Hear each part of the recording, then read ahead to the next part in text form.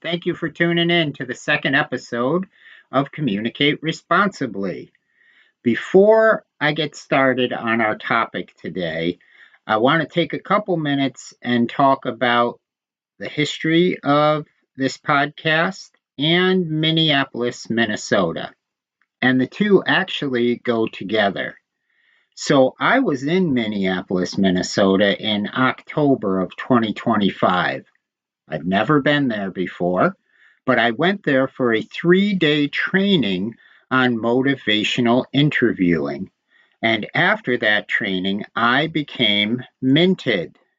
I paid a lot of money for that training, and I got this cool pen. And look, it lights up too. Never seen that before. So, motivational interviewing is something I'm going to talk a lot about.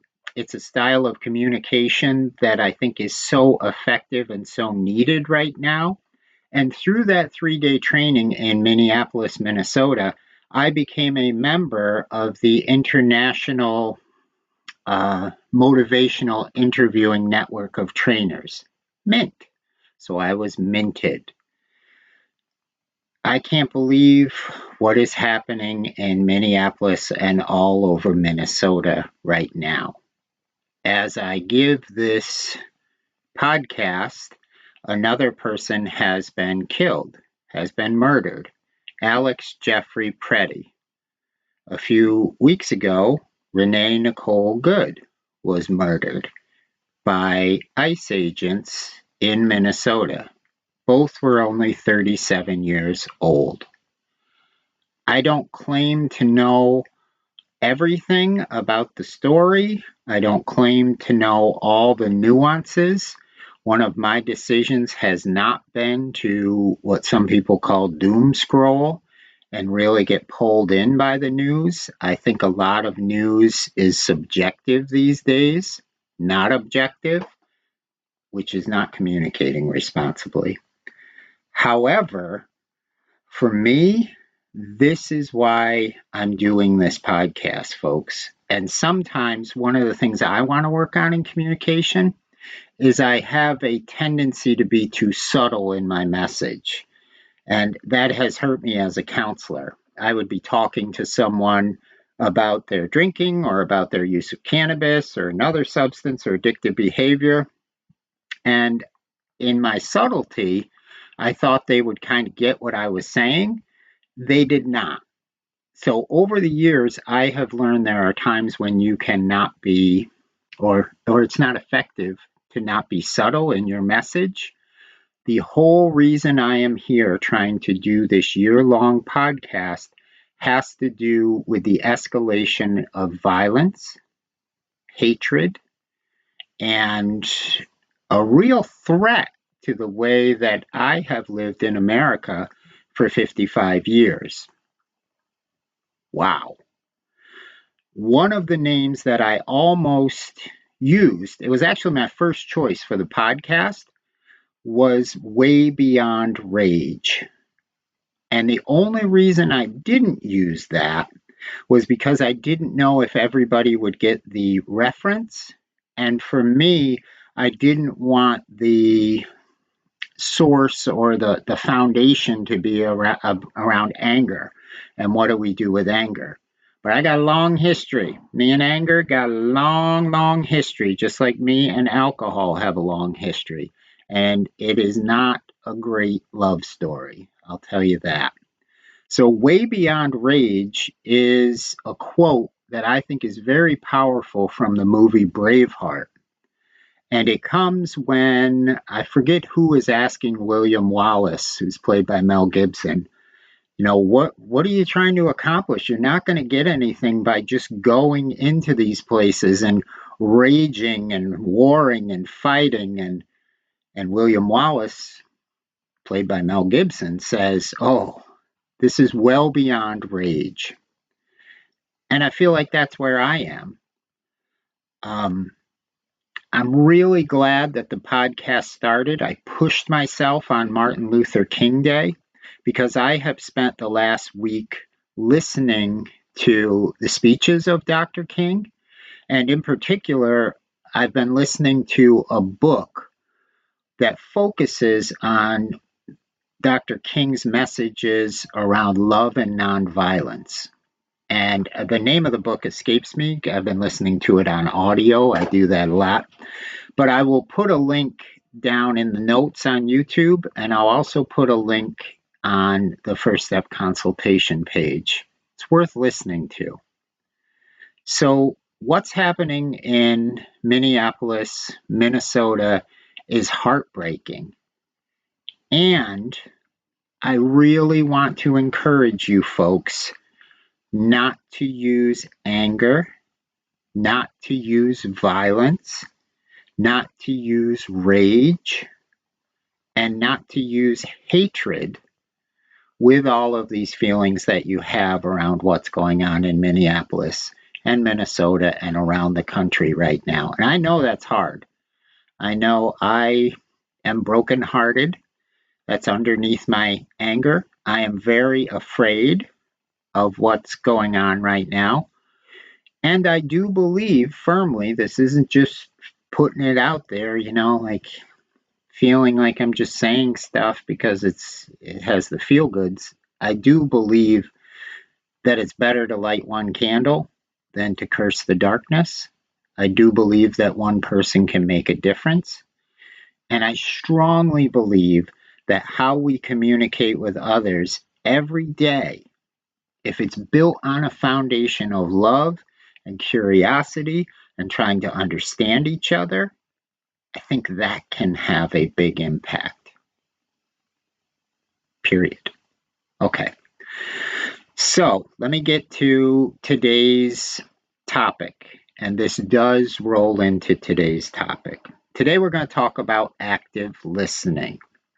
If you didn't watch the first episode last week, I really want to encourage you to do that because I'm building upon a structure. Like last week, you had some homework to do. If you didn't do it, that's okay. But if you did, some questions I asked you to kind of think about, mull over, were your habits in your communication. And I hope you did that. So think about this right now. If you have something to write with and something to write on, I'm always jotting notes on pieces of paper. I got my notes right here. But what were your strengths in communication? And I hope you wrote it down. If you didn't, again, be a good idea too. But if you didn't, what words come into your mind right now? How are you an effective communicator? What do you bring to the table? And I'll guarantee you right now, if you're going, I don't think anything, that's not true. There is something in you that makes you a strong and effective communicator. We as human beings tend to focus more on what we're not doing right than on what we're doing right. I fall victim to that too. So again, if you haven't thought about that, maybe think about it. And if you have someone you trust, someone you're close to, ask them. It'll be a good conversation. And it'll build your communication, which is what we're trying to do. And then the second part would be, what areas do you want to work on? And I thought about that too. As I mentioned already, sometimes knowing when not to be so subtle is something I still work on. Knowing when to speak up and not be silent is something that I still work on. And I will never stop working on my listening skills, which is going to be our focus today. Another question I asked you to look at is your triggers. So did you find any times when you might get triggered and fall back on an old reaction to a situation? And the example I used last week was when you're driving, it happens all the time. Reaction, reaction, reaction when things happen. For me, I did not have any trigger points over the last week. Anger comes up when I see some of the stories in the news and things that are happening.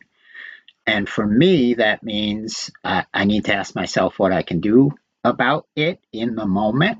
I need to move forward with this plan I have. And I need to take care of myself. So keep going with those homework assignments if you haven't already. And today, we'll talk about some motivational interviewing. because I really think that is such a powerful tool. But we're going to talk about another form of communication, something I learned back in the late 1990s when I was in school to become a teacher.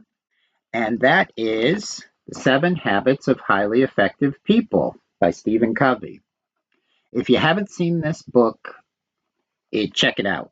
And you don't have to read the whole book. You can see this is old. I think it came out in the 80s. Another form of this book, this is the one I actually use more often, is The 7 Habits of Happy Kids. It's the same habits, but it's just used for younger kids. And what I like about it are the visuals. So I've gone into schools, I've worked with kids, and talked with them about the tree. So here is the tree of habits. And for those of you that are listening and cannot see the tree, that's okay. But what makes this powerful is these first 3 habits are the roots. And then once you've established the roots, these are really things you work on yourself. Then you can go out and, I say, play with or talk with other people up here with the tree. So the first and second habits, be proactive and begin with the end in mind, I use all the time. Be proactive goes against what I was saying before when I'm on the Northway and someone isn't driving the way I want. I want to respond rather than react. That is a form of being proactive. Beginning with the end in mind is something I try to ask myself before every conversation, or sometimes just before a situation, or why am I going to this thing? As a person in recovery, that's been very helpful when I know I'm going to a place where there's going to be drinking, and not just drinking, but maybe drinking is the focus. Some concerts are like that, or sporting events or things like that. Why am I going? And it doesn't mean I won't go, but just ask myself, begin with the end in mind. For active listening today, we're going to talk about habit number 5. And that is seek first to understand, then to be understood. Seek first to understand, then to be understood. Active listening. Let me ask you, how do you know if someone is actively listening to you? Take a minute. Maybe write it down if you have that pencil and paper right in front of you. How do you know if someone is actively listening to you? And I ask the question because this isn't something that I believe we can just ask Siri or Alexa, which I don't have anyway, but sometimes I'll ask just to see what happens, to the chagrin of my wife and kids. Active listening means a lot of different things to a lot of different people, right? And I asked some people I work with, I asked my wife, I asked some friends in preparation for this podcast, how do you know if someone is actively listening to you? If this was a Family Feud, I'd give you the number 1 answer. You ready? It's not going to surprise you. They put their phone down. They put their phone down. And I guess another level of that would be not only do they put their phone down, they put their phone away, or they mute, silence, or turn off their phone. Not surprising. However, to me, old timer, that still sticks out as, you're right. We have the closest relationship, we communally in society, with technology, with the phone. I mentioned last week that I am someone who has self-diagnosed ADD, ADHD.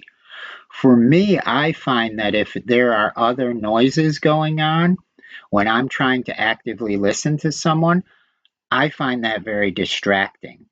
So I will actually ask if it's okay to turn the music down. If there's music playing, can I turn the TV in the background off? I don't spend time in bars for the last 29 years. Having that background noise or distraction keeps me from actively listening. So one suggestion I might have for you is get to a place that is silent, and also put your phone away at least, right? And I mean off the table, away where it's not in sight of you or the person that you are having a conversation with. You may want to ask that other person to get off their phone. We'll get to that. We got 51 weeks to go. So we'll get to that. If right away you're like, yeah, I put my phone down, but what about them? Well, that might be a difficult conversation. Some people are addicted to their phones, and I'm not just saying that. It is a true addiction. It's a behavioral addiction to their phones. So we'll get to that. But if you're comfortable asking, do you mind putting your phone away just because I want to have a conversation and I don't feel as if you are present when I'm doing that? That would be like the advanced effective communication class. So, but you can model that in your own behavior. All right, let's get to the nuts and bolts beyond just getting rid of distraction, if that's something that you need for yourself. We mentioned this last week. I'll mention it again. Now you are listening. Here is what I would suggest. Listen without planning a reply. Listen without preparing advice. And listen without deciding if you agree with what the person says. Just listen. Now, for me, if that sounds counterintuitive to you, it did to me. But boy, it took such a pressure off my shoulders when I felt as if I wasn't listening to come up with this profound, great response. And the response might be an answer. It might be to fix it. It might say, you're full of beans. I don't agree with you. No response at all. Just listening. And we'll get to what you do if you're like, well, what are you going to do? You're just going to sit there quiet? As a matter of fact, try that. In the motivational interviewing training, the newest one we do through the state office I work from, I split people into two. And for 3 minutes, one person talks and the other person listens without saying a word. That sound odd? Probably. But I will tell you, every time we do it, and then you switch roles, and then I give them a tip that I will get to in a minute, people say, oh, I feel they were actively listening to me without saying a word. We're going to talk more in future weeks about nonverbal communication. I'll drop right here that nonverbal communication in every report I've seen is somewhere between 70 to 90% of what human beings pick up on, nonverbals. So, yeah, people will know if you are actively listening or not based on your behaviors. And not coming up with a response, not coming up with your reply while they are talking is going to allow you to focus in a better way. Okay, so motivational interviewing. I mentioned last week some tools, and I'm going to get back to, we're going to do a deep dive into MI over these remaining weeks, but here are the tools for active listening. They're your oars. Get in your boat and get ready with your oars. O is for open-ended questions. That is a question that cannot be answered with yes or no. A is for affirmations. Affirmations are things that you say to people that are authentic and strength-based. R is reflections.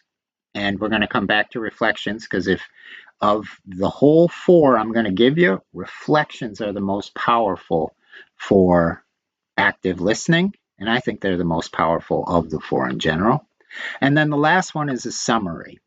And a summary says, let me make sure if I have this straight, because oftentimes I have found when someone talks, especially someone is talking to me and they don't feel as if they have someone who listens to them, they can kind of, woof, it all comes at you like a tidal wave. And being able to say, let me make sure I heard everything you say and put it in a summary is very helpful, not just for you, but also for the person. So let me back up. The one I want you to reflect on over the next week is reflections. When someone gets done talking, I have listened actively. I have not come up with a response. I have not thought if I like what they're saying, if I agree or disagree. I take a minute and then I pick something they said because I've been listening, I've been tuned in, and I say it back to them. So you feel very strongly that protesters in Minnesota should be able to have F-bombs and foul language on their banners, and still that shouldn't lead to violence. That's just off the top of my head, and I totally agree with that statement. And then I'll see what the person says. All you need to do as an active listener, and I'm saying it like it sounds easy, but it takes practice because it's a habit, is limit your distractions, listen to what they're saying, and then based on the nonverbals you're getting from them and maybe the intonation of their voice, and maybe they're dropping F-bombs as you're telling you, and you're like, wow, they feel really strongly about that, reflect that back to them. Questions are not the enemy. You can certainly ask questions. But in active listening, we are not trying to agree or disagree, fix or persuade somebody. We're not trying to do that in active listening. What we are trying to do is be curious. We are being reflective. I hear you, right? I hear you is what a reflection says. And here's what's key. You are intentional. So some conversations that don't involve active listening are not intentional. They just kind of flow all over the place. But I am intentionally tuned in, and I am giving you all of the focus I can give you at any given moment because I'm curious and because I'm going to be reflective and I want to know your point of view. I'm intentionally going to take that time to understand what you're saying in a better way. And I hope that makes sense. Right? So let's go back to the habit of seek first to understand, then to be understood. And hopefully you can see how that's really about active listening. So now we're in a situation where we do have a difference of opinion. Stephen Covey was a businessman, by the way, and all these 7 habits were not his. They were things he found that effective people used, successful business people used. And that one in particular, he would say if it is a negotiation, and sometimes when we have a difference of opinion, it's a negotiation, to go in and not lead with, tell me, I'm going to tell you what I want, I'm going to tell you why I want it. Rather, it's going to be, so tell me what is most important to you. And when I was counseling in the trenches doing substance use disorder counseling, I would teach these 7 habits all the time. One of the most successful car salesmen that I met, he was in treatment at the time for a substance use disorder, said he started off selling, I think, Kias, which nothing wrong with selling Kias, but by the time he was coming to our session, I believe it was a men's group, he was driving like Ferraris, he was driving Corvettes, he was selling these top line cars, and he'd just grab one off the lot. I think it was to flex a little bit, and all the guys would go out after group. But when I started teaching and talking about the 7 habits, he'd never heard of them, but he was like, Brian, dude, I get that. When someone comes in to buy a car, the way he was taught when he was back selling Kias was you need to sell the older type of cars. But he never did that. He would ask the customer, tell me the 3 most important things to you in a car. And if the customer said, it's got to be really fast, it's got to be something that's sporty, and I want something that's candy apple red, right? Or maybe they'd tell him whatever the 3 top things was. He would go and find 4 or 5 cars that match that description. Not right then. He wouldn't rush them either. He'd say, I'll find him. Come on back. And then they'd come back and he'd say, there you go. You told me you wanted these 3 things. Here's 5 cars to choose from. Or he'd send them pictures online. And he sold cars like that. Seek first to understand.